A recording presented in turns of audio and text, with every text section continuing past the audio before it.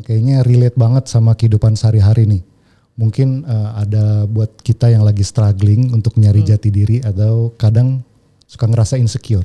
Banyak banget nih komentar-komentar netizen yang pedes banget, dimana pedesnya tuh ngalahin cabai rawit. Kita tuh suka ngekritik diri kita lebih daripada orang lain, lebih parah gitu ya dibilangnya ya. Guilty as charged ya, apalagi suka banget nih overthinking, belum lagi ngeliat-ngeliat sosial media ya, baik itu feed maupun di reels itu ya, bikin jadi insecure.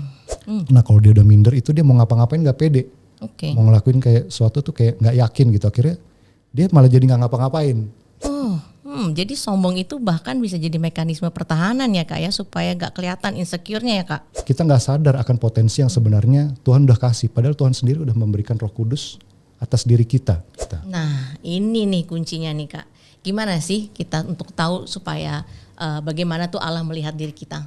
Kuncinya adalah fokus sama apa kata Tuhan tentang kita. Diri saya sama dengan pribadi saya plus apa kata Tuhan. Yes. Mind blowing.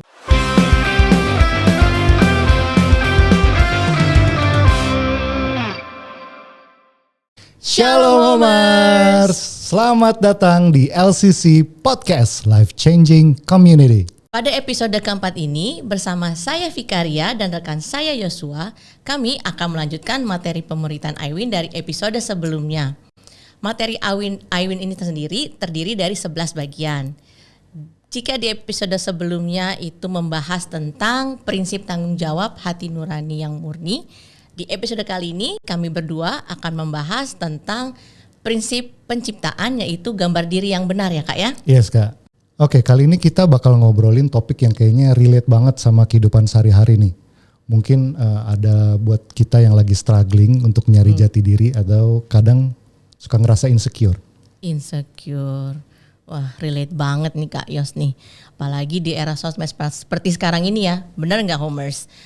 Banyak banget nih komentar-komentar netizen yang pedes banget, dimana pedesnya tuh ngalahin cabai rawit. Bahkan kalau baca komentar netizen tuh bisa bikin down seharian. Nah pas banget di episode kali ini kita mau membahas tentang apa yang namanya gambar diri. Nah kita mau baca di sini sama-sama ya Homers ya ayatnya. Mungkin Homers yang di rumah juga bisa baca. Gambar diri ini intinya adalah apa yang sebenarnya kita yakini tentang diri kita sendiri. Oke. Nah kalau di Amsal 23 ayat 7a itu dibilang seperti ini. Sebab seperti orang yang membuat perhitungan dalam dirinya sendiri, demikianlah ia. Atau dalam King James Version-nya, for as he thinketh in his heart, so is he. Jadi apa yang seseorang pikirkan mengenai dirinya sendiri, akhirnya dia menjadi orang yang seperti itu. Dalam banget kan Kak? Iya sih Kak, itu dalam banget. Jadi kayak self perception gitu ya Kak ya. Jadi apa yang ada di kepala tentang diri kita itu akhirnya ngebentuk apa yang menjadi tindakan kita, bahkan tuh buah dari hasil kita ya. Persis, seperti itu Kak. Nah jadi dari mana aja sih gambar diri ini terbentuk? Ternyata ada beberapa sumber. Yang pertama kita mau sama-sama baca dari 1 Korintus 4 ayat 3 sampai 4. Oke. Saya bacakan di sini. Bagiku sedikit sekali artinya entahkah aku dihakimi oleh kamu atau oleh suatu pengadilan manusia. Malahan diriku sendiri pun tidak kuhakimi. Sebab memang aku tidak sadar akan sesuatu, tetapi bukan karena itulah aku dibenarkan. Dia yang menghakimi aku ialah Tuhan. Nah, dalam Injil Korintus ini diceritakan bagaimana Paulus itu mengalami penghakiman ya dari orang-orang lainnya di sekitar dia ya. Tapi kita bisa lihat endingnya bagaimana Paulus itu mentalitasnya ya, mentalitas Paulus itu seperti apa kita bisa lihat tadi di ayat terakhir, tapi itu akan kita bahas nanti lagi balik ke sini. Oke. Nah, yang paling sering kerasa itu adalah apa kata orang lain. Apa kata orang lain? Iya, jadi bisa pujian, kritikan, body shaming, wah macam-macam deh Kak. Wah, relate banget tuh Kak. Apalagi di era sosmed sekarang ini ya. Kita kalau baca komentar-komentar netizen tuh pedes banget. Bener gak Homers? Setuju dengan saya kan? Apalagi kalau kita baca komentar netizen itu terkadang bisa bikin down seharian. Iya, banyak yang suka ngerasa gitu. Persis Kak. Jadi kita mau lanjut lagi. Yang kedua itu adalah pendapat umum tentang kita atau general perception bahasa Inggrisnya. Pendapat umum tentang kita. Nah jadi misalnya kalau kita dari kecil pernah ngelakuin kesalahan dan kita tuh dibilangnya, wah kamu nih anak yang nakal gitu ya. Misalnya kita mecahin piring gitu. Bandel gitu ya. Bandel nih kamu nih. Nah akhirnya kita misalnya ngelakuin apa yang salah gitu, kita gak nurutin kemauan orang tua, dibilang, wah kamu bandel, kamu bandel. Mungkin bandelnya cuma sekali 2 kali, tapi karena kita dibilang bandel, akhirnya anak itu bisa, kita sebagai anak kecil bisa tumbuh meyakini bahwa kita itu emang orang yang bandel gitu. Berarti kayak labeling gitu ya Kak ya. Padahal kan maksudnya itu hanya satu momen itu saja. Sedangkan kan kita tuh kan proses bertumbuh ya. Bener ya Homers ya. Dimana itu gak selalu kita terus-terusan bandel seperti itu. Ya setuju banget Kak. Nah lanjut lagi di sumber yang ketiga ini adalah diri kita sendiri. Diri kita sendiri. Oke, kadang kita tuh suka ngekritik diri kita lebih daripada orang lain, lebih parah gitu ya dibilangnya ya. Jadi misalnya kita ngelakuin kesalahan gitu atau nggak sesuai dengan apa yang kita mau, kita tuh ngekritik diri kita tuh kayak mungkin ada orang-orang yang perfeksionis abis ya. Jadi ngerasa maunya segala sesuatu itu serba sempurna, serba perfect. Padahal kan itu sesuatu yang nggak mungkin. Iya betul Kak, guilty as charged ya. Apalagi suka banget nih overthinking, belum lagi ngeliat-ngeliat sosial media ya. Baik itu feed maupun di reels itu ya, bikin jadi insecure. Persis, nah tapi ada satu gambar diri yang paling penting dan kadang kita suka lupa. Apa tuh Kak? Yaitu Tuhan. Tuhan. Dan ini dia game changernya Kak. Wah menarik nih, gimana tuh Kak? Jadi biasanya banyak orang tuh kalau yang punya gambar dirinya nggak benar itu kadang tuh ujung-ujungnya tuh bisa jadi 2. Yang pertama itu bisa jadi dia orang yang jadinya minder. Nah kalau dia udah minder itu dia mau ngapa-ngapain nggak pede. Mau ngelakuin kayak suatu tuh kayak nggak yakin gitu. Akhirnya dia malah jadi nggak ngapa-ngapain. Nah kalau yang kedua itu bikin seorang itu malah jadi sombong. Sombong. Nah sombongnya ini sebenarnya itu untuk nutupin mindernya dia itu tadi. Jadi semacam topeng gitu Kak. Jadi sombong itu bahkan bisa jadi mekanisme pertahanan ya Kak ya, supaya gak kelihatan insecure-nya ya Kak. Iya betul Kak. Nah jadi kenapa sih gambar diri kita itu bisa rusak ya? Atau gak sesuai sama gambar diri yang Tuhan katakan mengenai kita gitu. Ternyata ada 3 kebutuhan dasar yang sering itu gak terpenuhi. 3 kebutuhan dasar. Yes. Nah kita mau baca sama-sama di sini dari Kejadian 1 ayat 26 sampai 28. Mungkin Kak Vika bisa bacain. Oh iya, oke. Kita baca ya. Dari Kejadian 1 pasal 1 ayat 26 sampai 28. Berfirmanlah Allah, baiklah kita menjadikan manusia menurut gambar dan rupa kita, supaya mereka berkuasa atas ikan-ikan di laut dan burung-burung di udara dan atas ternak dan atas seluruh bumi dan atas segala binatang melata yang merayap di bumi. Maka Allah menciptakan manusia itu menurut gambarnya, menurut gambar Allah diciptakannya dia, laki-laki dan perempuan diciptakannya mereka. Allah memberkati mereka, lalu Allah berfirman kepada mereka, beranak cuculah dan bertambah banyak, penuhilah bumi dan taklukkanlah itu, berkuasalah atas ikan-ikan di laut dan burung-burung di udara dan atas segala binatang yang merayap di bumi. Yes, thank you Kak Vika udah bacain. Jadi kita bisa belajar mengenai gambar diri manusia itu seperti apa. Kita bisa lihat ke kisah awal manusia itu diciptakan. Kita belajar dari penciptanya sendiri, yaitu Tuhan sendiri. Nah di ayat tadi kita bisa lihat kalau yang pertama ini manusia itu butuh yang namanya rasa dicintai tanpa syarat, diterima apa adanya. Nah di ayat tadi tuh bicara bahwa pada saat Tuhan memberkati, itu ada di ayatnya tadi Tuhan memberkati manusia. Nah pada saat Tuhan memberkati manusia itu dalam posisi manusia itu baru diciptakan, bukan dalam posisi manusia habis ngelakuin sesuatu dulu yang Tuhan minta baru Tuhan berkati. Enggak. Nah ini menunjukin kalau dari awal Tuhan udah mencintai manusia itu apa adanya. Tanpa syarat, tanpa perlu ngelakuin apapun dulu supaya mendapat kasih Tuhan itu. Nah ini penting banget. Kalau dari kecil kita ngerasa kita itu dicintai kalau kita ngelakuin sesuatu dulu ya. Kalau kita berprestasi, kalau kita nurut orang tua baru dicintai. Nah akhirnya itu bisa membuat seorang itu tumbuh jadi seseorang yang selalu nyari validasi dari luar. Bener banget tuh Kak, jadi kayak ngerasa gak pernah cukup gitu ya, harus selalu mendapatkan pengakuan ataupun validasi dari orang lain. Persis Kak. Nah yang pertama tadi itu ya, rasa dicintai tanpa syarat dan diterima apa adanya. Lalu yang kedua ini. Apa tuh Kak yang kedua? Adalah rasa berguna. Rasa berguna. Nah, rasa berguna ini berhubungan sama potensi yang kita miliki ya. Atas apa yang udah Tuhan kasih ke kita. Kalau kita itu nggak punya kesempatan untuk mengembangkan diri atau malah merasa kita nggak punya kemampuan apa-apa, itu gampang banget jadi minder. Nah, di sini kuncinya adalah sebenarnya bisa dibilang kekurangan kuasa oleh Roh Kudus. Mungkin maksudnya adalah kita nggak sadar akan potensi yang sebenarnya Tuhan udah kasih. Padahal Tuhan sendiri udah memberikan Roh Kudus atas diri kita. Wah, itu dalam banget ya Kak ya. Jadi maksudnya kalau kita nggak merasakan self empowerment itu dalam diri kita sendiri, jadi kita pun ragu sama diri kita ya. Ya, persis Kak. Wah. Nah, yang terakhir ini adalah yang nggak kalah penting, yaitu rasa berharga. Rasa berharga. Ini nih yang mungkin seringkali kita lupakan ya. Padahal Alkitab itu bilang kalau kita ini berharga di matanya Tuhan. Apalagi lewat karya penebusan Yesus. Ini tuh kayak nilai default kita sebagai manusia. Bukan karena apa yang kita lakukan. Tapi karena siapa kita di hadapan Allah itu sendiri. Jadi nilai diri kita itu udah built in dari sananya ya Kak ya.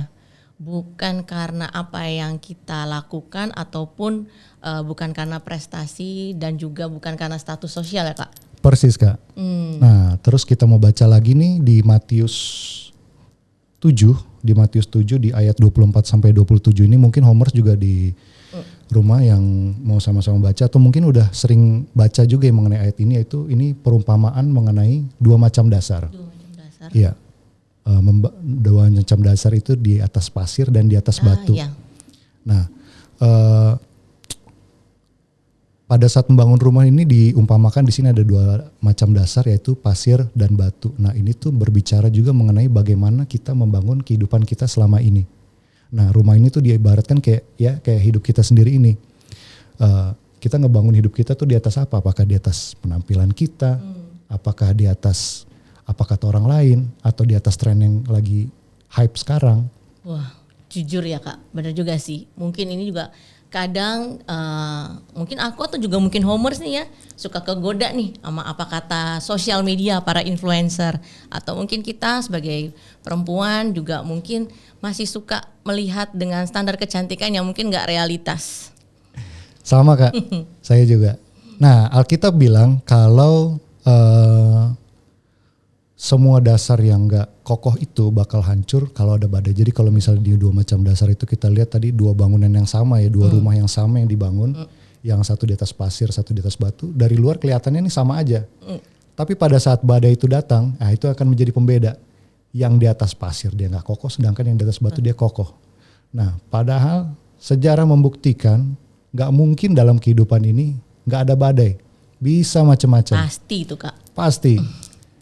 Apalagi yang sekarang-sekarang ini sedang terjadi ya, kita lihat bisa ada badai dalam hal keuangan atau mungkin hubungan yang gak sehat, sampai dengan krisis identitas. Ya, jadi berarti kalau misalnya kita mempunyai dasar yang rapuh, itu pasti langsung gampang banget tuh oleng ya Kak ya? Persis Kak. Nah, tapi ada satu dasar yang kokoh dan gak tergoyahkan Kak. Apa itu Kak? Dan kita mau bangun kehidupan kita di atas itu, yaitu melihat diri kita seperti Allah melihat kita. Nah, ini nih kuncinya nih Kak. Gimana sih kita untuk tahu supaya bagaimana tuh Allah melihat diri kita?